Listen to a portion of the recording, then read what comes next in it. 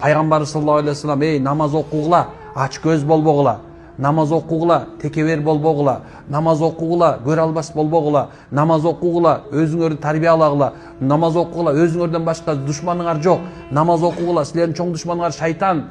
Акыйкат субхана. Намаз окугула, бир туган болгула. Намаз окугула, бири-бирине соодаңарды бузбагыла. Намаз окугула, бирөөңөр кудалап койгон кызга кудалабагыла. Намаз окугула, аялга жакшы мамиле кылгыла. Намаз окугула, күйөөлөрүңөргө итаат кылгыла. Намаз окугула, балдарыңарга жакшы тарбия бергиле. Намаз окугула, некен бир туганчылык үзбөгүлө. Намаз окугула, кошунан акысын бергиле. Намаз окугула, жаратылышты тегеректи карап тургула, бузбагыла. Намаз окугула, адамзатка жакшы дуа кылгыла. Намаз окугула, өзүңөрдүн жаныңарда жок адамдарга дуа кылгыла. Силердин дуаңар кабыл болот. Намаз окугула, Аллах Тааладан корккула. Намаз окугула, бейиш бар. Намаз окугула, тозок бар. Намаз окугула, субханалла, кутуласыңар деп пайгамбар саллаллаху алейхи вассалам айтып кеткен.